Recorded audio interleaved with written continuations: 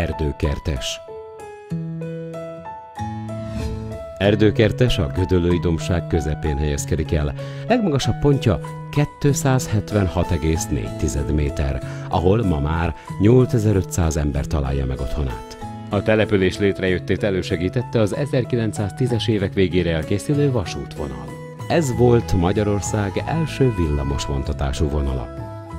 A község idén ünnepli közigazgatási önállóságának 60 éves évfordulóját. A település az elnöki tanács határozatának értelmében Veresegyház külterületi lakott részeként nyilvántartott erdővárost Erdőkertes néven önálló községgé szervezi. A főtéren található a 2010-ben akadálymentesített polgármesteri hivatal épülete.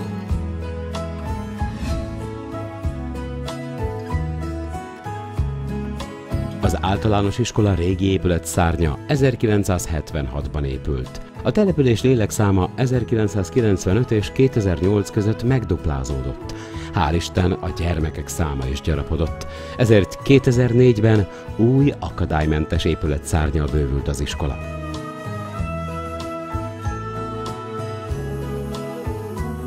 A Ki akarok nyílni óvoda Rákóczi úti épülete 2010-ben épült, ahol 6 csoportszoba, az ifjúsági táborban 1 csoportszoba működik. Önkormányzati tulajdonú épületben működik 3 éve az Erdőkertesi Református Gyülekezet vagyonkezelésében a Szőlőfürt Református óvoda 4 csoportszobával. A faluház és a könyvtár épülete megújult 2004-ben. Az épület színházterme 200 fő befogadására képes, könyvtári állománya közel 20 000 kötet. 2006-2012 között az Esély Szociális Alapellátási Központ épülete felújításra került. A szolgáltatóházban található a Takarékszövetkezet és a posta.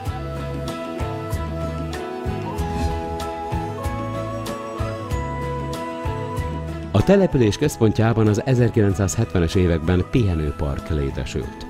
A park és növényzetének romlása megfogalmazta az igényt egy új, a településen élő komfortját kiszolgálni képes központi térre.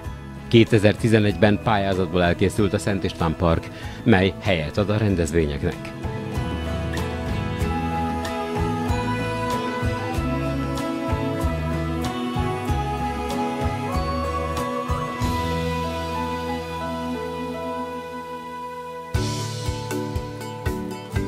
A település kialakulásának első éveiben épült, ma kastélyként nevezett épület gazdatiszti központként és raktárként üzemelt.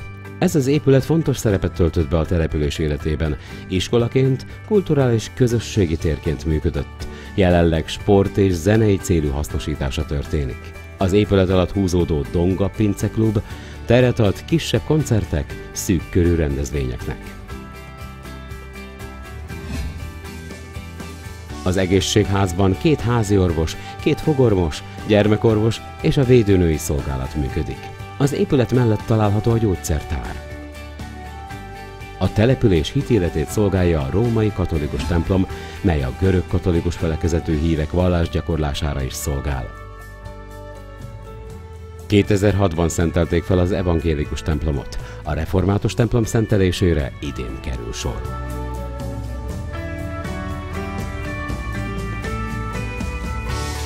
A Hév és Villamos utca sarkán 2014 évben épült játszótér. Az ifjúsági tábor több mint 30 éve szolgálja a fiatalokat. Nyári időszakban különféle tematikájú táborok vannak.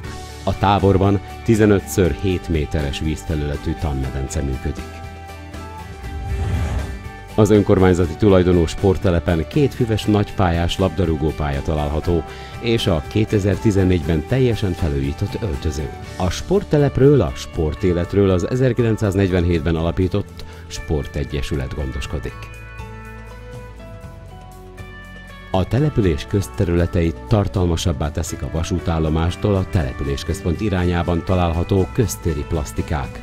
Meszlényi Molnár János Ikarosz bukása, Aszalós László napbanéző, Böjte Horváth István istenkeze és erdővárosi munkaszolgálatosok emlékműve.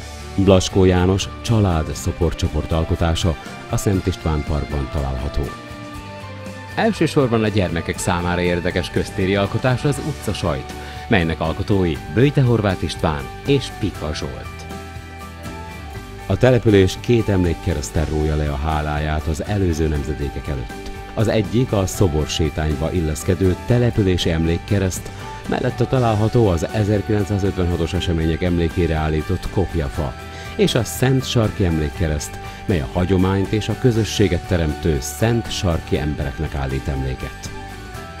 Böjte Horváth István alkotása a faluház előtt lévő ekvatoriális napórakút. Szintén az ő alkotása Magyarország első miniszterelnökének félalakos 5/4-es szobra, melyet gróf Batthyány Lajos születésének 200. évfordulóján állította a település. Egyedül erdőkertes tisztelget így módon az első miniszterelnök emléke előtt. A település legmeghatározóbb természeti értéke a tiszta levegő, és a település létrejöttét meghatározó, már nem fellelhető téglagyár mellett az agyak kibányászása miatt betörő talajvíz által táplált tó. A tó mélysége meghaladja 16 métert.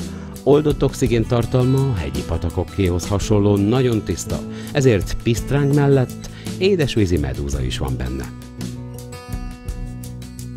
Lehet több mint 100 vagy éppen 60 esztendő is, amire a mai erdőkertes visszatekint.